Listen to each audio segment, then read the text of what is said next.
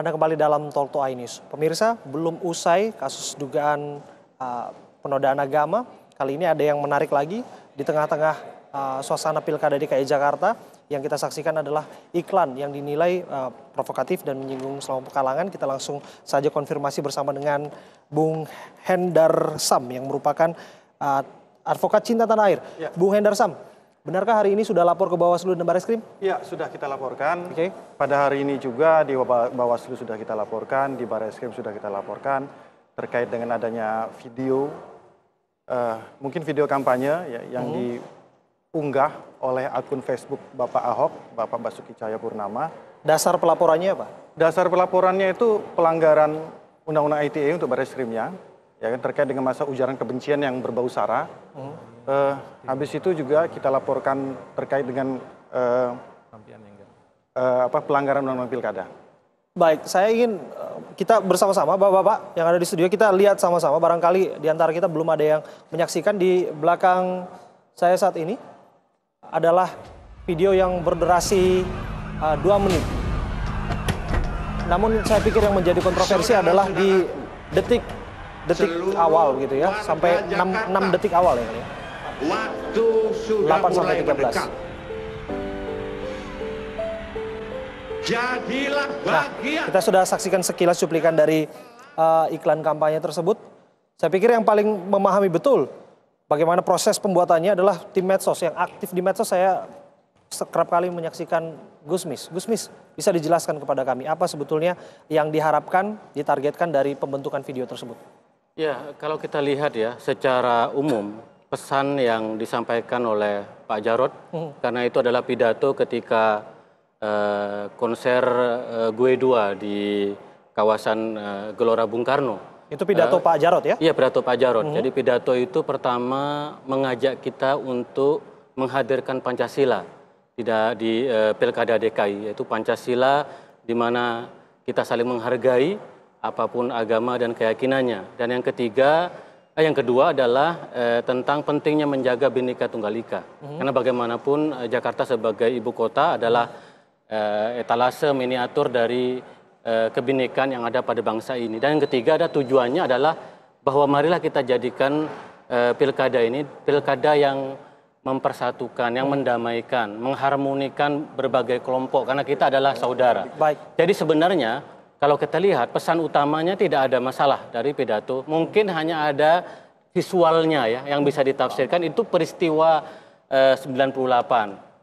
Kita ingin mengatakan melalui visualisasi, marilah kita semua belajar. Kita punya masa lalu yang mungkin masa lalu itu bisa membangun skisme. Tapi marilah kita menatap ke depan dengan apa?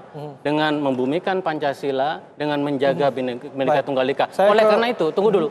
Oleh karena itu kami sangat disayangkan kalau ada laporan dari pasangan nomor 3 atau pihak-pihak tertentu yang melaporkan iklan itu. Karena kalau kita lihat secara umum iklan itu kami sudah coba ke beberapa orang untuk menonton, hampir tidak ada masalah. Mereka justru sangat tertarik dengan pesan yang ada dalam iklan menurut beliau tidak ada masalah. Satu pertama, patut diklarifikasi bahwa kami ini bukan tim sukses daripada pasangan nomor 3. Itu satu. Yang kedua bahwa apa yang dikatakan Saudara Juheri ini kontradiktif. Di satu sisi ingin memelihara kedamaian, ingin memelihara kebersamaan, kebinekaan. Tapi di satu sisi latar belakang gambar yang ditampilkan itu sangat provokatif. Patut diduga itu sangat provokatif. Saya ambil contoh, saya saja menyebutkannya agak sungkan sebenarnya. Itu di detik 8 sampai 13, itu ada spanduk bertuliskan Ganyang Cina. Maaf ini saya ngomong dengan apa nama itu, dengan mohon maaf ini saudara-saudara kita yang beretnis Tionghoa. Itu digambarkan ada spanduk Ganyang Cina dengan orang-orang yang marah, demo, situasi kerusuhan, menggunakan atribut-atribut Islam. Atribut Islam dilihat dari kopiahnya, dilihat dari apa nama itu jubah putih, ada sorbannya juga. Jadi ini terlihat sekali ada patut juga ada provokasi, ada ujaran kebencian di situ untuk seolah-olah umat Islam ini apa namanya itu anti terhadap etnis tertentu. Anti terhadap etnis tertentu. Kenapa harus itu gitu? Kenapa harus itu yang kami sayangkan? Kenapa harus ambil slot itu? Lah itu bukan ngambil Iya, bukan itu ya, itu yang karena kami peristiwa tanyakan. tahun 98. Silakan. Kita punya sejarah. Loh, kalau Tetapi Anda kita, itu Anda tinggal kata terangkan Bung aja Karno, di situ. Kita belajar dari sejarah. 98, ya kan, kejadian 98. Nah, begini. Emang Pak Ahok dengan Pak Jarod waktu 98 di mana sih? Apa hubungannya juga dengan Pak Ahok dengan Pak Jarod? Jadi begini sebenarnya. Emang Itu apa kata Imam benar Syafi'i. itu? Tunggu dulu, saya 98. bicara Saya dulu. nggak percaya itu Saya bicara 98 dulu. Sekarang Saya masalahnya bicara dulu. di dalam video Kata Imam tersebut Syafi'i ada itu- tidak dia bilang itu begini, masalah Imam 98? Syafi'i Tidak mengatakan, Satu persatu ada. Bapak, silakan Gusmis. Imam Berpikirnya Syafi'i baru kemudian mengatakan, kan belakangan. Imam Syafi'i mengatakan, diadukan setelah Baru berpikir, dicari alasan 98. Nanti saya Gitu. kasih giliran ke Bang Nasir. Fair gitu loh. Terlebih dahulu, Imam silakan Gusmis. Syafi'i mengatakan wa ainur ridha an kulli Nggak usah aibin dibawa-bawa lah kalilatun itu. wa ainus sukhti tumbiul masawi. Ada Iya, dua nggak cara cocok dengan- pandang untuk dengan melihat video itu. orang-orang Baik. berjubah tadi Yang itu. pertama bahwa adalah cara pandang positif. Kalau kita melihat iklan itu secara positif, maka aibnya itu akan tidak ada di situ, akan tumpul. Sebaliknya kalau kita sudah punya mata kebencian, maka yang ada adalah konflik, ketegangan, perpecahan, politisasi iklan. Jadi menurut saya, pertanyaan saya di dalam video tersebut, gambar-gambar itu ada ujaran kebencian. Patut diduga ada ujaran kebencian terhadap etnis tertentu. Itu kan kontradiktif dengan omongan Anda kan? lah itu kan Kenapa peristiwa harus? 98. Loh 98 mana ada itunya? Anda baru bilang sekarang 98. Gimana Anda Di mau mana menambah narasinya? fakta sejarah? Dalam ceritanya saya senang dalam pledoi saya dalam pembelaan nanti mungkin diungkapkan. Nggak apa-apa, tapi kita Iya, itu kan? saya hormati sikap Anda. Nggak, tapi Bang saya Nasir, senang silakan. juga Mas Zuhairi ini memakai idiom-idiom agama, mengutip Imam Syafi'i. Itu artinya memang tidak ada pemisahan antara agama dan politik. Ya. Ya, itu saya senang gitu. Ya, karena selama ini kan ada upaya untuk memisahkan Jadi itu agama dan pendapat politik. PKS ya, bukan pendapat saya ya. Itu pendapat PKS. Enggak, bukan itu saya pendapat senang saya. gitu loh. Saya senang. Ini forum politik Jadi ini kan kan? Enggak, jangan- selama ini kan enggak, jangan ada ada kesan anggapan kalau kita hanya mengutip PKS yang idiom-idiom mengerti keagamaan nanti Jangan, sara jangan dibilang, ada anggapan PKS kemudian mengerti agama, politisasi kita mengerti agama dan agama. lain sebagainya. Santai saja. Tapi saya senang Mas Zuhairi, senang saya. Pertanyaan saya kepada Mas Zuhairi, kan, ya kan? Pertanyaan saya, apakah dia di 98 itu umat Islam, ya kan, itu anti terhadap etnis tertentu? Pertanyaan saya, kalau benar 98, loh buktinya mana coba sekarang? Kamu jangan menggunakan generalisasi istilah umat Loh, Islam. enggak, ini kan ada jangan yang bilang generalisasi. bahwa 98 ada itu sejarah, soal ada masa Mas lalu. Zuhairi bilang itu Bang Nasir. peristiwa 98. Sekarang Jadi iya. seolah-olah Baik. 98 umat Islam menggancang orang Enggak, Cina. saya Ini fitnah mengatakan ini. peristiwa Ini udah 98. fitnah, udah Ini fitnah baru. fitnah baru. Baik, baik Bapak-Bapak, tenang dulu. Saya ke pengamat politik dulu. Kita tenang Bapak. Baik, saya ke Bung Ihsan. Bung Ihsan, kok jadi gini sih politik Jakarta? Ya memang sejak putaran pertama Pilkada DKI sering disebut pilkada yang paling menarik perhatian. Kalau saya menggunakan istilah yang lebih halus dari ada yang mengatakan pilkada yang paling aneh atau apa ya. Karena memang tidak seperti 5 tahun lalu, pilkada tahun ini seperti pilkada yang sepertinya begitu menarik perhatian banyak pihak. Dan saya pikir yang menarik adalah memang bagaimana melihat situasi hari ini yang tinggal 9 hari dari tanggal 19 Apa memang tensinya April. semakin meningkat dan sensitivitas itu semakin mengikis begitu menjelang pilkada yang semakin dekat putaran kedua? Saya kurang tahu apakah memang masing-masing tim sukses makin terlihat sensitivitasnya karena memang makin dekat ke hari H. Kemudian survei terakhir misalnya dari Lembaga Survei Indonesia mengatakan bahwa pasangan nomor 3 unggul daripada pasangan nomor 2. Pasangan nomor 3 mendapatkan 49% dan pasangan nomor 2 mendapatkan 40%. Terlepas dari perdebatan apakah memang kita bisa menerima hasil survei itu terakhir Maret 2017, Pak. Baik, Ada survei April terbaru. baik. Baik, tapi kita coba fokus sebetulnya. Apa yang saat ini sedang di...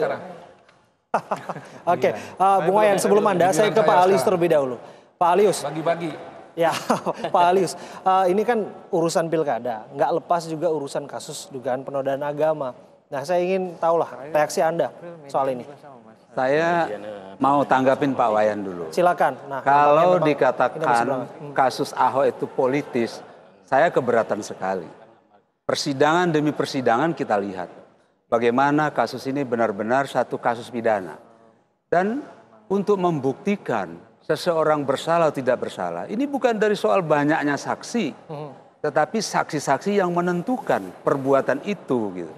Kalau misalnya saksinya 12, yang mengatakan hanya 3, itu bukan soal. Meskipun kemudian bahwa ahli yang dihadirkan juga ada di BAP, kemudian ada ahli agama juga yang berpandangan bahwa itu bukan menistakan. Jaksa saya lihat sudah berusaha dengan maksimum. Bagaimana bisa menggali kasus ini untuk diarahkan kepada dakwaan mereka. Jadi kalau kita sekarang berpendapat ini politisasi Ahok, saya keberatan sekali. Sebagai mantan jaksa saya keberatan. Keberatan Anda boleh direspon secara langsung? Ya, silakan Bung Wayan. Bagus juga ini menggali agar saya bisa menjelaskan pada semua pihak apa benar nih ada bukti. Sekali lagi Pak, kenapa 10 jaksa dari 14 mengatakan ini nggak terbukti? Jaksa yang mana itu Pak? Jaksa yang mana 10? Bapak yang lebih tahu Pak, kok nanyanya ke saya. Mana? Bapak tidak bisa mengatakan jaksa di jalanan. Saya tanya, pernah nggak Bapak seumur hidup jadi jaksa, ada dakwaan dibikin 1 hari? Bapak jawab saya secara jujur. setengah hari bisa bikin dakwaan. Yang mana coba?